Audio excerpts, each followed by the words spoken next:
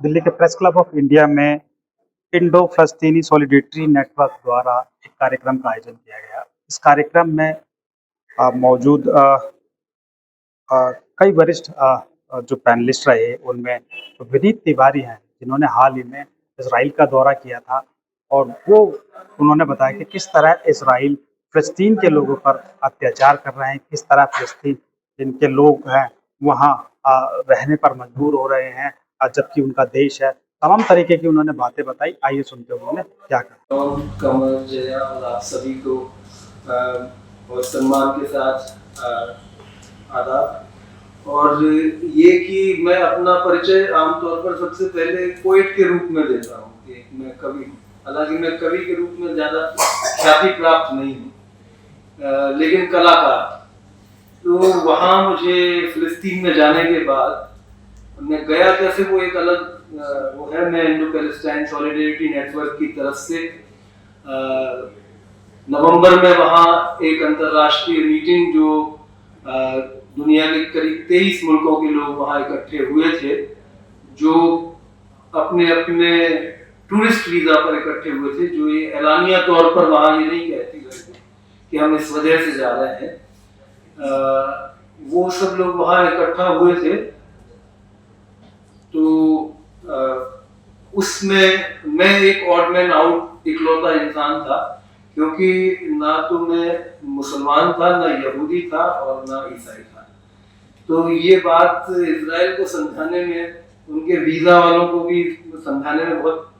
मुश्किल पेश आई कि मैं क्यों जाना चाहता हूँ, लेकिन मेरे पास कुछ ऐसी तजवीज़ थी जिससे मैंने उनको कन्विंस कर दिया। तो वहाँ जब मैं पहुंचा तेल अवीव पर, तो वहाँ से मैं सीधा बेथलहेम के, यानी बेथलहेम जो है वो वेस्ट बैंक का, फिलिस्तीन का इलाका है, और बेथलहेम के अंदर सुबह सुबह टैक्सी से दाखिल हुआ। और दाखिल होते वक्त जिस चीज़ के बारे में मैंने सबसे ज़्यादा पढ़ा सुना था, वो चीज़ मेरे सबसे पहले सामने आई, जिसने मेरे पूरे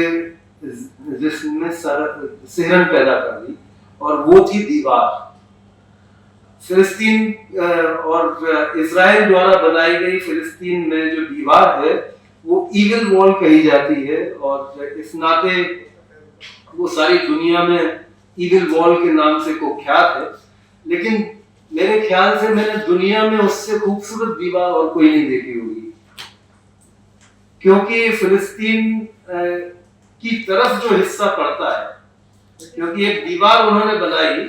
तो उस दीवार के एक तरफ इजराइल है और दूसरी तरफ फिलिस्तीन। तो जो हिस्सा फिलिस्तीन की तरफ पड़ता है, उस हिस्से में फिलिस्तीनी लोगों ने उसे दुनिया का शायद सबसे बड़ा कैनवस बना दिया है, और उन्होंने उस दीवार को पेंट कर दिया है अपनी इच्छाओं के साथ, अपनी हसरतों के साथ और अपनी लड़ाई के नारों के साथ। तो उनमें से ही एक तस्वीर ये है जो दीवार पर बनाई हुई है, जिसमें आप दीवार पर बनाया हुआ आसमान देख रहे हैं, और बच्चा है जो आसमान के उस पार है। तो ये जिनको 8 मीटर ऊंची दीवार है, जिनके आसमान को भी रोक दिया गया है, जिनके आसमान को रोक दिया, वो तसव्वुर में आसमान पेंट कर रहे हैं कि इस दीवार में से भी एक आसमान हम पैदा कर लेंगे। ये भी उसी एक दीवार की तस्वीर है, जिस पर आप देखेंगे कि फिलिस्तीन का कोफिया लगाए हुए एक शख्स फूलों का गुलदस्ता उस तरफ फेंक रहा है जहां उनके अत्याचारी लोग मौजूद हैं। ये फूल फेंक रहा है, कोई बम नहीं, कोई पत्थर नहीं फेंक रहा है। इसी दीवार पर उन्होंने जिन लोगों को खोया है, उनकी तस्वीरें भी उन्होंने उकेरी है, चाहे वो जगह जगह पर यासिर अराफात की तस्वीरें, लैला खालिद जो वहाँ की बहुत बड़ी महिला क्रांतिकारी थी, और अभी 8 मार्च आ रहा है तो क्रांतिकारी महिलाओं को सलाम करने का भी दिन है, तो लैला खालिद की तस्वीरें वहाँ हैं, और बहुत सारी और तस्वीरें। और एक और ये उस दीवार की तस्वीर जिसमें ये बच्ची गुब्बारे पकड़ करके आसमान की तरफ उड़ती जा रही है, जिसमें वो इस दीवार को पार कर जाएगी। और ये तस्वीर दीवार की ही, जिसमें इजरायली सैनिक चढ़ रहा है और कोई उसके ऊपर पानी फेंक रहा है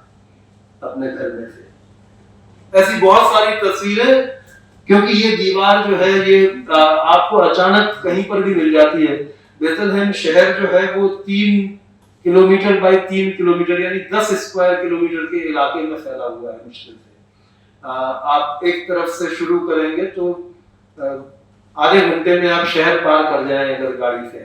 तो मुश्किल से। इतना छोटा शहर है और उस शहर के भीतर इन्होंने 67 गेट लगा रखे इजराइल के, जिन पर आईडीएफ के फौजी खड़े रहते हैं, जो इजरायली डिफेंस फोर्स है, जिसको इजरायली डिफेंस फोर्स हम लोग बोलते हैं, लेकिन दरअसल इजराइल में, फिलिस्तीन में कोई भी उनको इजराइल डिफेंस फोर्स नहीं बोलता, वो सब उनको आईओएफ बोलते हैं, इजरायली ऑफेंसिव फोर्स। वो डिफेंस किसी का नहीं कर रहा, वो केवल ऑफेंस के लिए ही वहां तैनात है। और वहां 17-18 साल के, 19 साल के लड़के लड़कियां पूरी फौजी वेशभूषा में भीषण किस्म के हथियारों के साथ, जिनको कि हम लोग रोबोट के या गेम्स में देखते हैं, इस तरह के हथियार बंद उसके साथ में खड़े रहते हैं। और वो गेट कब खुलेगा ये आप नहीं जान सकते, ये उनकी मर्जी पर मुनहसर रहता है। इसका कोई नियम नहीं है कि आज वो 8 बजे से 9 बजे के बीच में खुलेगा। तो मैं पहले ही रोज वहां जब पहुंचा तो बेथलहेम में एक बेथलहेम यूनिवर्सिटी है, जिसको वेटिकन से फंड किया जाता है। दरअसल कुल जमा शायद बेथलहेम के भीतर ही 1000 से ज्यादा ईसाई नहीं रहते होंगे, जो कि बहुत कम हो गए। पहले भी बहुत ज्यादा नहीं थे, 4-5 हजार थे, लेकिन अब और भी कम हो गए। और वो 1000 ईसाई जो वहां रहते हैं, परिवार या लोग, उनके बहुत कम बच्चे, यानी 500-700 बच्चे वहां बेथलहेम यूनिवर्सिटी में ईसाई हैं जो पढ़ते हैं। बाकी 3000 के करीब स्टूडेंट सारे अरब मुसलमान जो वहां रहने वाले। और आप यूं देख करके फर्क नहीं कर सकते कि इनमें मुस्लिम कौन है और ईसाई कौन है, और वो उसी तरह से। और जो सबसे पहली चीज मैंने महसूस की वो ये कि उनके नौजवान चेहरों पर उस तरह की बेकसी, उस तरह की बेबसी, उस तरह की मजबूरी और गुर्बत नहीं। फिलिस्तीन को, यानी गाजा बेशक अलग है, गाजा एक अलग जगह है जहां पर कि बारूद उसको खून आलूदा और बारूद आलूदा कर दिया गया है, लेकिन वेस्ट बैंक के भीतर जो हाल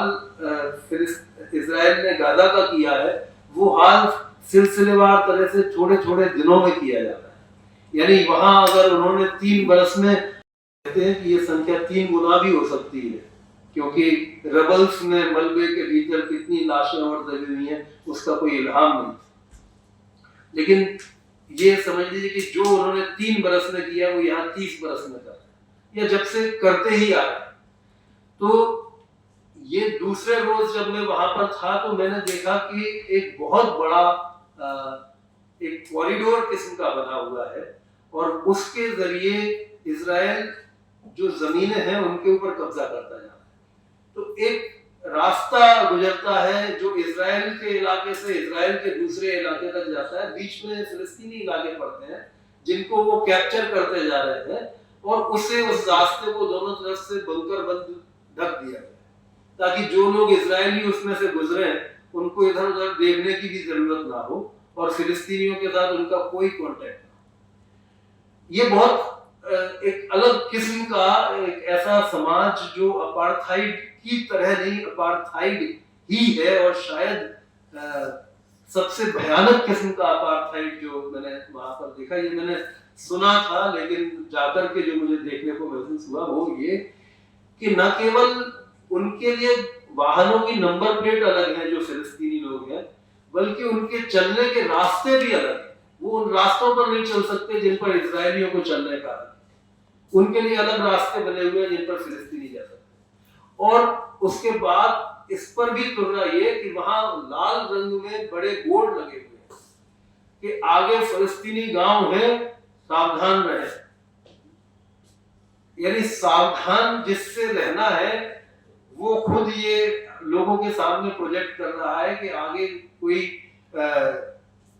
आदमखोर जानवरों का कोई बसाहट है तो आप अपने उससे जाइए। जबकि रोज उनके घरों पर जाकर के कब्जा कर लेने की वारदात है, उनके घरों में उनके खेतों से जाकर के उनकी फसल लूटने की वारदात है, और वो भी फौजी संरक्षण में, ये वहां पर होता है। और तीसरी बात जो है वो है सेटलर्स की, कि किस तरह से इजराइल ने पहले तो 1947 में जब वो मुल्क बनाने की कवायद शुरू हुई तो जाहिर है कि बाहर के देशों से यहूदी लोगों को बुलाया गया और जहाज से भर भर करके लोग आए, खुशी से आए कि हमारा अपना एक मुल्क होगा। लेकिन उस सब सिलसिले में इनको भगाने का सिलसिला भी जारी रहा। और जब आप दूसरों की जमीन पर इस तरह से काबिज होते हुए रहते हैं तो जाहिर है कि एक असुरक्षा आप हमेशा के लिए अपनी पीढ़ियों के लिए खड़ी करते जाते हैं। तो धीरे धीरे वो जो उत्साह था यहूदियों के वहां जाकर के रहने का, उसमें गिरावट भी आई। जो 1947 में जिस उत्साह के साथ गए थे, तो अब जो है वो दूसरे लोगों को वहां ला करके बुलाते हैं और बसाते हैं और उसके लिए इंसेंटिवाइज करते हैं कि आप यहाँ आकर के रहेंगे तो आपको हम घर देंगे। और घर मैंने देखे जेरूसलम के भीतर जो सेटलर्स को दिए जाते हैं, बड़े बंगले जिनमें स्विमिंग पूल बने हुए हैं, और उनसे उनके यहाँ मतलब जैसे जब टैक्सी ड्राइवर मुझे ले जा रहा था तो उसने मुझे पहली पहचान ये बताई थी कि जैसे जेरूसलम में फलस्तीनी भी रहते हैं और इजरायली भी रहते हैं, तो इन घरों में फर्क करने का जो शुरुआती एक सिंबल हुआ करता था वो ये कि जिन घरों के ऊपर पानी की टंकियां रखी हैं प्लास्टिक की, वो फिलिस्तीनी घर हैं, और जिन घरों के ऊपर टंकियां नहीं है वो इजरायली घर है, क्योंकि उन्हें 24 आवर्स की वाटर सप्लाई है, टैप वाटर मिलता है, और इनको 6 दिन में एक बार पानी मिलता है जो फिलिस्तीनी है, और उनको अपना पानी स्टोर करके रखना पड़ता है, और वो भी 6 गुना ज्यादा रेट पर मिलता है। जो फिलिस्तीनी है उनसे 6 गुना टैक्स लिया जाता है,